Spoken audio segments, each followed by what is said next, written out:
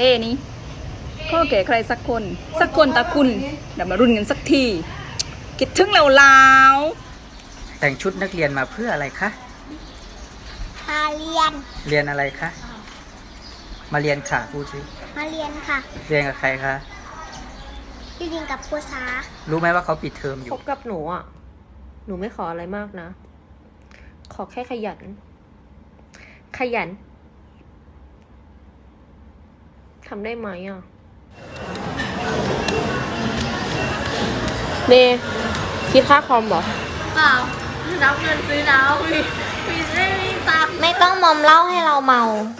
เพราะเราก็อยากแบบมีสติ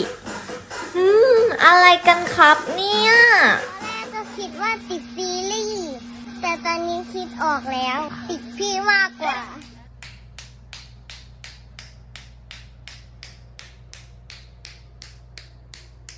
ถ้าเป็นเด็กดื้อจะโดนอะไรนะโดนอะไรนะโดนด่ากูเย็ดมึงไม่เห็นแปลกมึงก็แตกกูก็แตกแปลกตรงไหนมึงบอกพอกูก็พอแยกทางไปมึงเย็ดใหม่กูเย็ดใหม่ได้เหมือนกันเนี่ยจะ10 กว่าปีแล้วเพื่อนอะยังไม่เลิกคบกูสักทีไม่รู้กูมีอะไรดีความลับหรือเปล่านะความลับหรือเปล่ามีวาสนาเราคงได้เล่นท่าหมากัน คุยแล้วไม่ได้เย็ดเปลืองเน็ตชิบหาย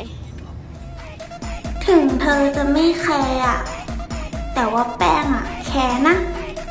แต่วันนี้พร้อมแล้วเธอเนี่ยพร้อมหรือยังที่จะได้ฟังเป็นเรื่องสำคัญเข้าใจไหมเอาดีไม่เกินแล้วพูดหน้ากระจกทุกวันลูก357นี่หว่าลูกนี้ซื้อมาจากร้านเฮียคงหลังดีโอสยามไอ้นี่มือปืนมีนายไว้เด็กซุ้มแน่นอนจ้าครับจ้าพวงกุญแจผมเองครับลูกสาวซื้อให้วันเกิด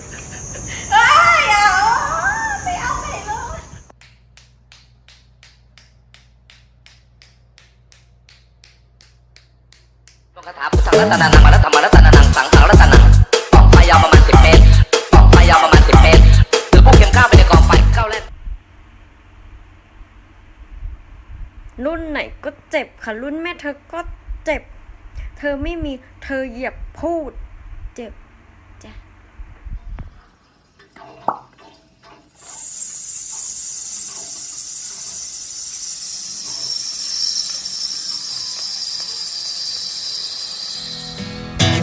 ฝากเพลงนี้ให้ลมชอยต่อยนางคอยใจบ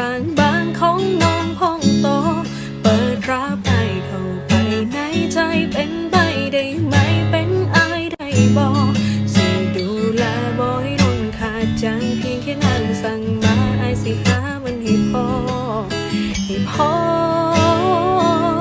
ใจเจ้า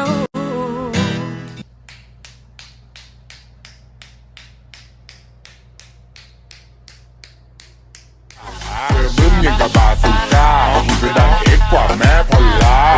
คืนนี้ซัดไวอากาเดี๋ยวเป็นลูกเสือไปให้เธอล่าแม่เนตรนารีหมู่5เดินทุกเอ้ยกลมแล้วใจสู้ซ่ายิ้มเห็นแขวเร็วๆเสื้อกูว่าให้กูเอาจังทายตัวเห็นแขวห่าฮัลโหล